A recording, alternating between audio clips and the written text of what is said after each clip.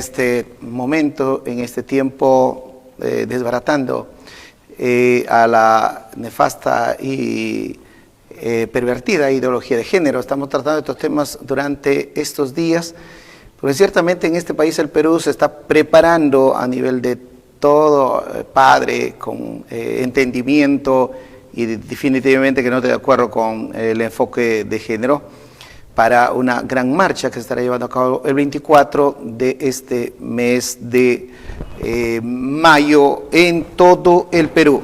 En esta oportunidad tenemos al pastor Telmo Bazán, de la Iglesia de la Asamblea de Dios, en los estudios de este canal. Bienvenido, pastor, a los estudios de este canal. Gracias, pastor Daniel. Un verdadero honor para mí estar por primera vez en estos medios de gracia para poder presentar la realidad de no solamente de la Biblia, sino de la ciencia, ¿no? Porque no se trata de estar a favor o estar en contra de esta situación, sino de decir la verdad, ¿no? Lo que es porque quizás nosotros podríamos decir, estamos en contra de la ideología de género o estamos en contra de los homosexuales, y ni lo uno ni lo otro. La ciencia nos enseña la realidad del asunto y pastor, hemos venido para eso, ¿no? Para ir por partes, según la doctrina o la ideología del enfoque de género, dicen o pretenden hacer creer que los seres humanos no nacen con un sexo definido. No, eso es completamente incierto, ¿no? Eso es faltar a la verdad de manera contundente. Científicamente se define a una persona como hombre o como mujer por su sexo, es la sexualidad, lo que es el sexo lo que define a un ser humano. Desde 3 puntos de vista científicos, sin necesidad de meter la mano a la Biblia. Primero, desde el punto de vista antropológico, yo como antropólogo social sé que existe una rama de mi carrera, que es la antropología forense. La antropología forense se encarga de realizar el estudio de los huesos, estudia los huesos para determinar causas de la muerte, de los esqueletos que uno tenga, el tiempo en el que murió, la edad del sujeto en estudio. Y una de las formas que la antropología forense ha establecido, esto es completamente científico, para identificar el sexo de un cadáver o el sexo de un esqueleto, es simplemente analizando la estructura del cráneo. El cráneo de un hombre es completamente diferente al cráneo de una mujer, entonces no se necesita hacer un examen de ADN, no se necesita hacer un examen de carbono 14 ni nada más, simplemente por el hecho de hacer el análisis óseo del cráneo de un esqueleto, ya se determinaría si fue de sexo masculino o femenino, ¿no? Desde la perspectiva genética, un ser humano no es que a cierta edad se define como hombre o mujer, ¿no? Desde el momento de la concepción, desde el momento en el que el espermatozoide ingresa al óvulo, ya se define el sexo del individuo, que viene a ser, si fuese un hombre, tiene 2 cromosomas diferentes, que es el XY, y si fuese una niñita para nacer, sería el cromosoma igual, es XX, ¿no? Entonces, genéticamente no se define ni a los 15 años, ni a los 6 años, ni a los 8 años, sino que en el pleno momento de la concepción. Y en tercer lugar está la definición de las ciencias biológicas. Quiere decir, para que nuestros televidentes entiendan, el sexo está definido desde el momento de la concepción en el vientre de la madre. Ajá. Todo el proceso que pueda sufrir un ser humano a los 6 años, a los 10 años, y que se sienta hombre, se sienta mujer, teniendo un sexo diferente, ya es una cuestión de tipo psicológico, pero no atiende a la realidad del ser. El ser o es hombre o es mujer desde el momento de la concepción. Y la tercera definición que nos habla la ciencia acerca de cuándo un ser humano es hombre o cuándo un ser humano es mujer, desde el punto de vista de la biología, el ser humano tiene glándulas que le permiten segregar ciertas hormonas, ¿no? En el caso de la mujer, toda mujer por naturaleza llega a una edad a partir del término de la pubertad, en la mayoría de los casos, en que empieza a menstruar, sea que produzca óvulos fértiles o sea que no los produzca, pero indefectiblemente un ser humano se define como mujer cuando empieza a menstruar. Un hombre jamás va a menstruar, sea que piense en su mente que es mujer o que es lo que sea. O se vista como mujer. No tiene nada que ver, eso no define y aún su hasta sexualidad. se cambie de sexo. No define eso su sexualidad. Es la menstruación en el caso de la mujer. Una mujer va a ser mujer siempre y cuando menstrue, si no, nunca va a serlo, ¿no? Como en el caso de este caballero que ganó el concurso de Miss España. Y para el caso del hombre no se define de la misma forma. Un ser humano se define como hombre desde el punto de vista biológico porque tiene próstata y generalmente a partir de los 40 años, quiera o no, tiene que hacerse análisis, exámenes y si es necesario operaciones en cuanto a este tema de la próstata. Entonces, por ejemplo, este caballero que ha ganado el Miss España, él se puede sentir mujer, puede verse como mujer, quizá se opera la garganta para que hable como mujer, se opera el cuerpo y tiene genitales de mujer, pero en esencia es hombre, su biología lo va a manifestar como hombre y a partir de los 40 años, quiera o no, va a requerir ir al médico para hacerse un examen de próstata y eso es lo que define una vez más que este personaje no es mujer, aunque se crea, aunque hable, aunque se vea, aunque se sienta, aunque la gente lo trate, no importa, es hombre y así va a morir. Y eso es científico, no es un acto de discriminación, No ni es nada más, simplemente la realidad. No es una creencia religiosa. Es simplemente la ciencia y la realidad, ¿no? Eso. Y en cuanto al debate que se tiene durante muchos años, en realidad desde 1970 para acá, porque hasta 1970 mundialmente se entendía al homosexualismo como una desviación sexual, sí, muy estudiada por Sigmund Freud, ¿no? El homosexualismo, el bestialismo, la pedofilia, el voyeurismo, etcétera, son desviaciones sexuales que requieren una atención psicológica.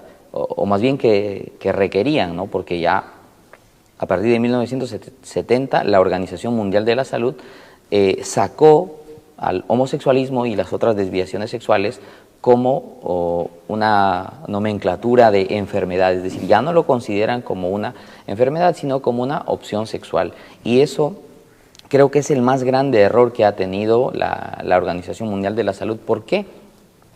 Porque ha afectado a muchas personas y les ha impedido la posibilidad de que sean tratados, de que sean ayudados, de que la ciencia les tienda la mano. Jóvenes han crecido en medio de hogares homosexuales que han tenido problemas de bullying, problemas de acoso, problemas existenciales, suicidios, homosexuales que se suicidan, inestabilidad familiar, laboral, etc. Entonces, ¿por qué? Porque no se está enfocando desde la perspectiva correcta. Se debería ver al homosexualismo como una enfermedad que necesita ser tratada, que necesita ayuda. Una de las grandes equivocaciones que yo he visto, y prácticamente eso se ve en todo el mundo, es que cuando un hombre se siente mujer, se opera, se hace ciertos cambios, pero el cambio no es tal, no es completo, y para sentirse ese hombre más mujer empieza a consumir hormonas, porque ahora ya se fabrican, hay instituciones que fabrican hormonas masculinas y femeninas, la testosterona y los estrógenos. Entonces, cuando un hombre se ha operado y todavía no se siente 100% mujer, entonces recurre al consumo de estos estrógenos para sentirse mujer. Y creo que en lugar de que un homosexual, un hombre que se cree mujer, consuma estrógenos... Un transexual, vamos a decir. Claro, lo que debería hacer es consumir testosterona para que se sienta más bien hombre. Pero la ciencia, lamentablemente, hoy en día está siendo muy usada para beneficios oscuros, ¿no? Está siendo usada para personas que tienen dinero y que tienen intereses exactamente, y no apoyando realmente a la necesidad que tiene la humanidad. En cuanto a esto, para frenar, según ellos, el bullying en los colegios, a veces la cierta discriminación, dicen, necesitamos acabar con ello. Por lo tanto, hay que instruir a la nueva generación o a la sociedad desde la niñez, desde la infancia. Y eso es lo que está sucediendo ya en años que ha transcurrido en países europeos, como en Alemania, como en España. Y el resultado no se está viendo favorable, sino al contrario, está perjudicando a los niños, está perjudicando inclusive a la misma familia. Sí, en ningún país donde se ha aplicado, por decir, el matrimonio homosexual o la unión civil entre personas del mismo sexo, no ha tenido resultados favorables, al contrario, ha derivado en suicidios, en crisis familiares, en toda clase de problemas sociales, ¿no? No es beneficioso. La educación digamos que de los menores, obviamente tiene que ver con el Estado está a cargo de brindar la educación, pero básicamente de impartir conocimientos que le permitan generar recursos, de tener herramientas que les permitan en un futuro mediano valerse por sí mismo, sí, ser un instrumento que aporte a la sociedad para producción básicamente, ¿no? Pero en cuanto al pensamiento, en cuanto a la ideología, incluso en cuanto a la religión, es algo que tiene que ver básicamente con la familia. Y para esto están los padres o para el caso los cuidadores, porque pues hay niños que se crían con sus tíos o con sus abuelos, etcétera, pero ese tipo de educación, de enseñarle qué está bien, qué está mal, en qué creer, en qué no creer, cómo ser, cómo no ser, saludar o no saludar, eso es básicamente responsabilidad de la familia. Entonces el Estado no tendría por qué hacerlo aquí, porque ya hemos visto que en otros países no ha funcionado. Sí. Al contrario, daña más, ¿no? El decirle a un niño el homosexualismo es algo bueno, es algo que es normal, que es algo natural, que si tú quieres puedes ser homosexual, vístete como quieras. El Estado no tendría por qué hacerlo, tendría que hacerlo en todo caso el padre o la madre de familia. Obviamente existe todo o dar instrucciones básicas en cuanto a educación sexual, ¿no? Claro. Pero con lo que ciertamente se está pretendiendo enseñar a través del enfoque de género ya es enseñanza en sí, y luego acompañados de ciertas imágenes, acompañado de fotografías, videos, ya es como un momento de una enseñanza de pornografía, porque no solamente lo enseñas, sino lo muestras, inclusive lo instas, lo impulsas a poner en práctica. Claro, eso es dañar la mente del menor, es alterar su proceso saludable de crecimiento, ¿no? Insisto, el tema sexual, el tema de la sexualidad y de la instrucción, de la moralidad y todo eso, básicamente es responsabilidad de la familia, de los padres y no del Estado. El Estado no tendría por qué meterse en este tipo de asuntos, porque ya lo ha intentado hacer o lo han hecho en otros países y no ha dado buen resultado. Entonces, de ninguna manera sería saludable para acá, para el Perú. Ahora, hay cosas que se deben tener muy en claro, ¿no? Como por ejemplo el tema del matrimonio, que tanto se ha luchado y se viene luchando hasta el día de hoy. El matrimonio homosexual es una cuestión completamente ilógica, incoherente. El término de por sí no permite este tipo de figura. ¿Por qué? Porque la palabra matrimonio, el término matrimonio, viene del origen de matriz. Matrimonio viene de matriz, entonces el matrimonio que se remonta a tiempos inmemoriales tiene que ver con la unión libre y voluntaria de un hombre y una mujer con el acuerdo de procrear. Eso es el matrimonio. El origen del matrimonio es la unión de un hombre y una mujer con el acuerdo de procrear. Entonces no puede haber matrimonio entre un hombre y un hombre o entre una mujer y una mujer, porque es anticientífico, ¿no? Pero lo que sí, de cierta manera, se está permitiendo en otros países es la unión civil. Sin embargo, hay que tener mucho cuidado con este asunto, porque se puede permitir en algunos lugares, en algunos países que se ha permitido la unión civil, pero lo que no debería permitir ninguna sociedad, sin importar cuál sea su creencia, es la adopción de niños. Eso es perturbador, eso es terrible. ¿Por qué? Porque los derechos del niño están por encima de los derechos de los padres, ¿no? Uno no le puede obligar a un ser humano a que no tome, a que no fume, no le puede obligar a un ser humano adulto, mayor de edad, a que tenga relaciones con X o Y personas. Pero lo que sí podemos evitar y debemos evitar es que un niño caiga en manos de personas que no están preparadas para darle una formación integral, ¿no?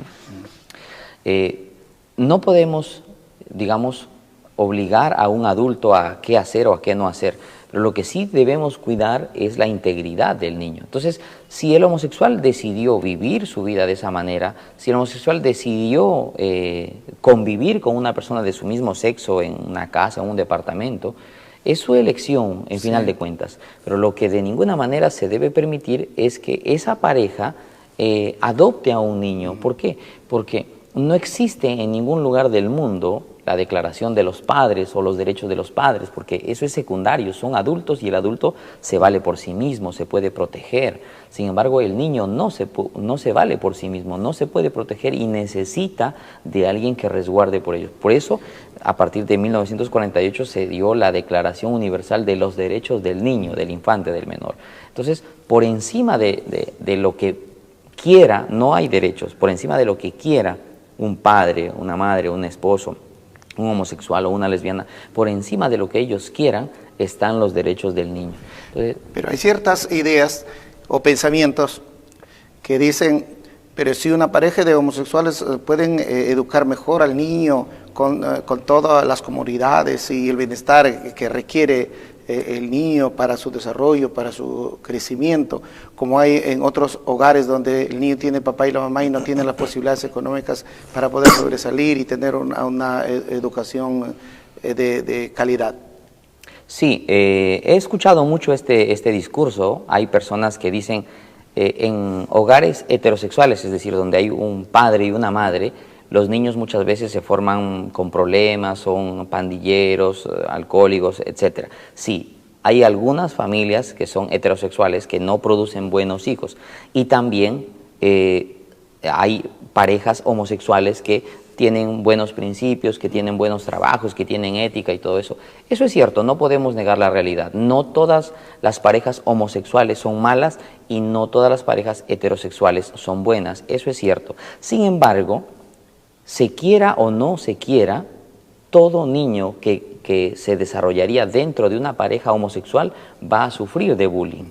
Lo van a discriminar, lo van a señalar, lo van a tratar como algo que él no es, un homosexual más o una lesbiana más.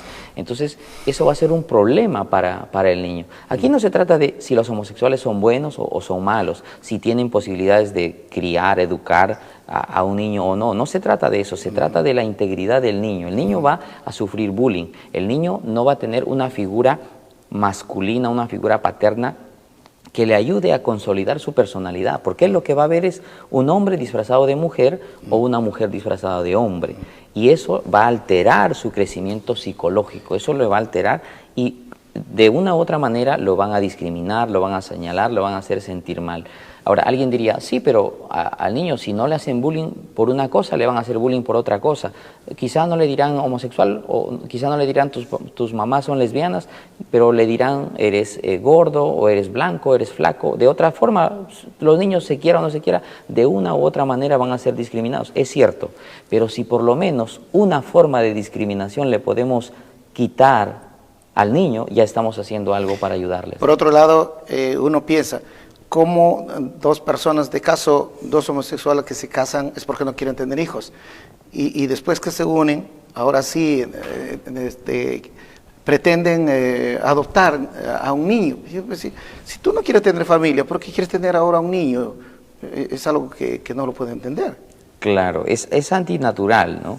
Es antinatural. Alguien de repente dirá, pero ¿cómo pueden decir que es antinatural si el amor es para todos y debemos amarnos? No, es antinatural porque cada parte del cuerpo tiene un uso natural. Los ojos sirven para ver, la boca para comer, los genitales para reproducirse y el aparato excretor para expulsar los desechos. Esas son las funciones del organismo. Entonces es antinatural. Si un hombre se junta con otro hombre, como usted dice, se está negando a toda posibilidad de procreación. Esa es una gran Entonces, verdad. si es su elección, bueno, dejémoslos porque en final de cuentas son Sí, pues, adultos, sí. pero que no se metan con nuestros niños, que no se metan con los menores de edad, que ellos, los niños, tienen derecho a crecer saludablemente, ¿no? Y necesita un niño, para crecer saludablemente desde la perspectiva psicológica, de una figura paterna y de una figura materna. El afecto, tanto del padre y la madre, y el niño como su hijo, es algo tan natural, y eso le ayuda a desarrollarse y en cualquier lugar, porque se da casos inclusive que algunos niños no tienen el papá y se enteran los compañeros y dicen, no tiene papá, es huérfano, o viceversa, ¿no? Entonces Claro. siempre hay esa tendencia, y el que es afectado, pues en este caso es el niño. El niño siempre termina siendo la víctima, el niño siempre termina llevándose lo peor del asunto, porque una persona que ya es adulta, sin importar cuál sea su tendencia, ya prácticamente es una persona superada, así que va a vivir su vida sin que le importe, pero un niño no, un niño todavía es frágil. Dijo un poeta, un niño es una hoja en blanco que Dios nos regala para escribir nuestros mejores versos. Entonces debemos procurar que nuestros niños absorban lo mejor de esta vida, ¿no? Tengo aquí anotado el caso de un muchacho que creció en un hogar homosexual. Vamos a ver un corte, regresamos, estamos con el pastor Telmo Bazán en esta entrevista. Regresamos inmediatamente porque hay todavía mucho que compartir en esta entrevista.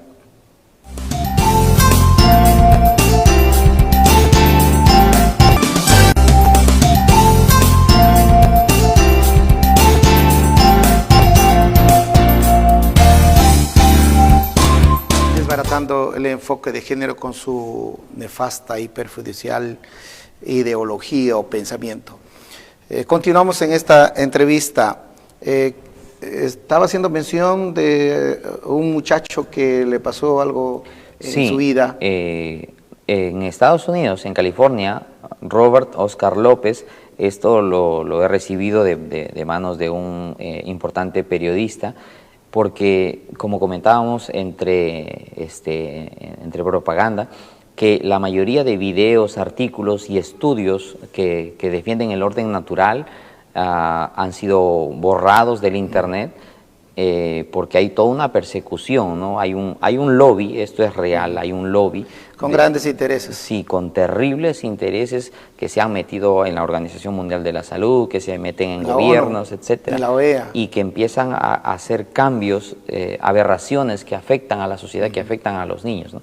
En este caso puntual de este niño que fue en su momento, este niño, él tuvo un padre, una madre, pero su papá se separó de su mamá y él finalmente quedó solo, y al tiempo su mamá decidió ser lesbiana, se buscó una pareja y de ahí en adelante él convivió en una casa donde estaba su mamá y estaba la pareja de su mamá. Pasaron los años y él durante toda su infancia sufrió discriminación. A él le decían el hijo de las lesbianas, etcétera, y él veía cosas,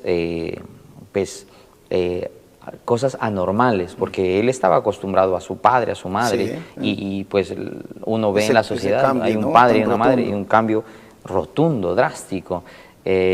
Al punto que a la edad de los 15 años él no sabía si era hombre o era mujer, porque veía a su madre como mujer, ya no estaba su padre, y veía a la pareja de su madre que aparentemente pretendía ser hombre, ¿no? Y terminó en una crisis existencial. Él pasó por un cuadro de depresión, atravesó pensamientos suicidas, y finalmente, cuando ya cumplió los 19 años, él fue a la universidad y se declaró como una persona multisexual, una persona que podía estar tanto con hombres como mujeres. Un transexual. Algo así.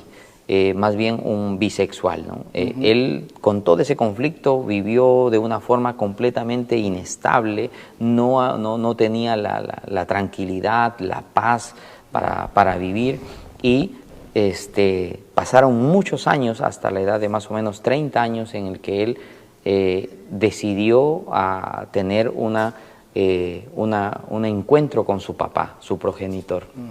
Se programó, se preparó psicológicamente y se encontró con su papá, y una vez que se encontró con su papá, él decidió perdonar a su papá, porque se fue y nunca más regresó. Su papá nunca estuvo a su lado, nunca tuvo esa figura paterna que le permitiese ser hombre. Él no sabía cómo ser hombre porque no tenía un hombre a su lado que lo forme, que lo instruya, ¿no?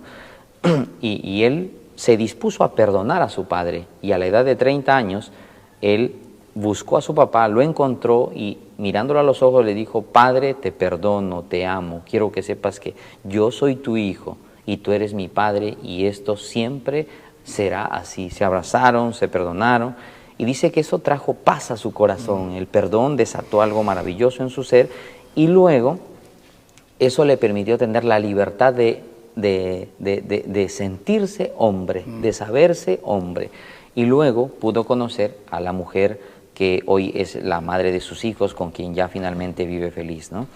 Ese caso o ese riesgo, ese peligro está sucediendo, estoy muy seguro, con muchos niños que han sido adoptados tanto por parejas homosexuales como lesbianas, en países que ya hace algunos años aprobaron el matrimonio igualitario. Pero asimismo, el enfoque de género que pretende adoctrinar a los niños sobre el sexualismo en las escuelas desde una tierna edad, ¿de qué manera va a afectar a los niños? Total. El efecto nocivo que trae este tipo de pensamiento es total.